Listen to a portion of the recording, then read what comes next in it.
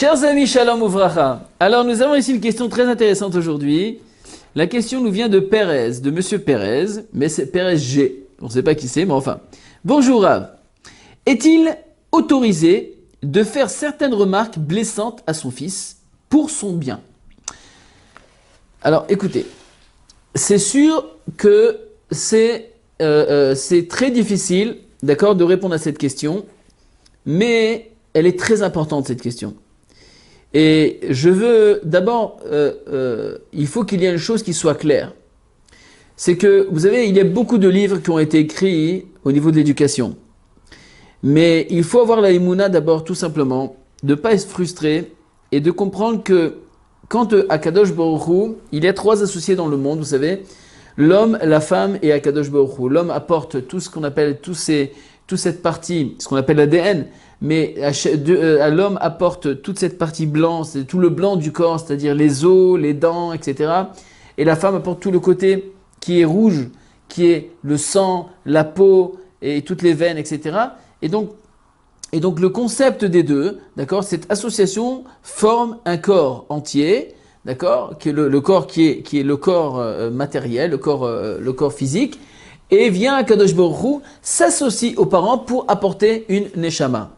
Ça veut dire qu'en vérité, ça veut dire que quand il y a un enfant qui naît sur terre, c'est Akadosh Baruch Hu en personne qui a décidé, qui a choisi, qui a fait le tour du monde entier et qui a décidé que cette neshama devra descendre uniquement à la conception à l'union de cet homme et de cette femme. Ça veut dire quand il y a un père et une mère qui a conçu cet enfant, il n'y a que uniquement qui sont là pour l'adopter. D'accord? Je ne dis pas quand il y a des problèmes de cause d'erreur, d'accord? Qu'il a le libre arbitre aussi de faire des bêtises et que l'enfant est né par coïncidence parce que il y a eu, d'accord, des choses qui sont pas tellement cachères. Je parle maintenant d'une vraie union, où qu'il y a choupa avec Kiddushin, où ils sont mariés sous la choupa. Il y a eu un enfant qui est né, cet enfant, c'est Barour, qu'Akadosh Baruch Hu a décidé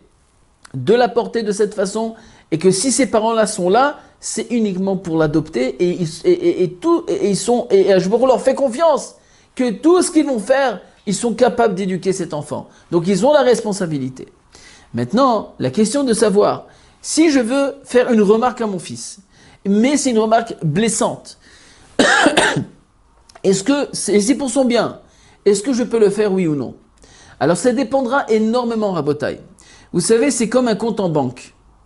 Comme un compte en banque, et ce que je vais dire là est valable aussi pour toutes les remarques qu'on peut faire à une personne, y compris le couple, y compris sa femme, son mari, et plus particulièrement les enfants.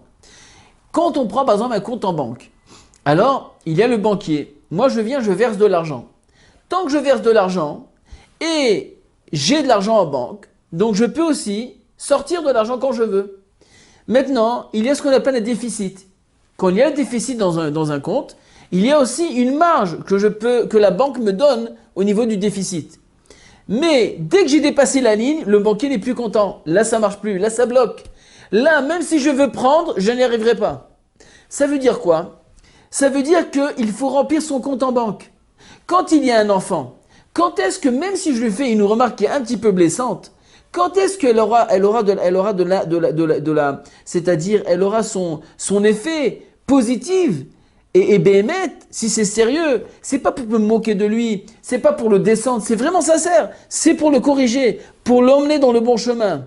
Quand est-ce que l'effet elle va être interprétée, même si elle est un peu blessante, elle va donner son effet réel, c'est si avant cette réflexion, j'ai donné, j'ai beaucoup investi, j'ai montré de l'amour, j'ai rempli le compte d'amour chez mon fils. Ça veut dire que je n'ai pas arrêté de dire combien je l'aime et combien il le sait. Je n'arrête pas de lui dire, je n'arrête pas d'être mefargen on dit en hébreu, c'est-à-dire de donner des compliments, etc. Alors si maintenant il y a quelque chose qui n'est pas réglo, et moi je le fais, même si c'est un peu blessante, c'est pas tellement grave. Pourquoi? Parce qu'au fond de lui, étant donné qu'il a tellement reçu, donc de prendre un petit peu, c'est pas grave. Mais si un enfant ne reçoit pas d'amour, ne reçoit pas d'attention, il sait que son père ne l'aime pas du tout. Il est persuadé, quand tu lui poses la question, il dit mon père ne m'aime pas, je peux pas supporter. Et à chaque fois qu'il y a quelque chose, tu viens, tu mets un truc et c'est blessant, on est en train de s'éloigner du but. Et jamais une réflexion pareille ne pourra apporter une solution et apporter une solution au problème. Jamais. Ça ne peut pas aboutir à quelque chose de positif, c'est pas possible.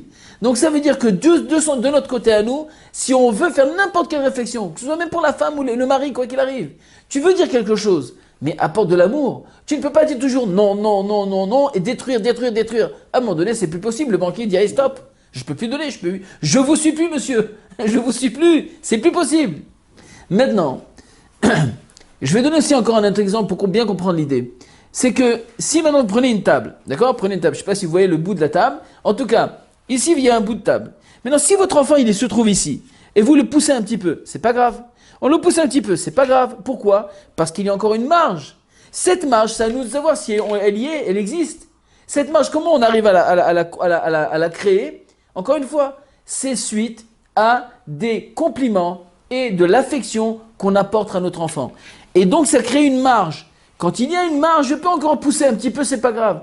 Même si elle est un peu blessante. Mais attention, ne pas blesser un enfant dans une situation et de se moquer lui devant des gens. Parce que ça l'humilie. Ça, c'est un autre problème. Ça, c'est assourd. On n'a pas le droit de se moquer de quelqu'un devant tout le monde.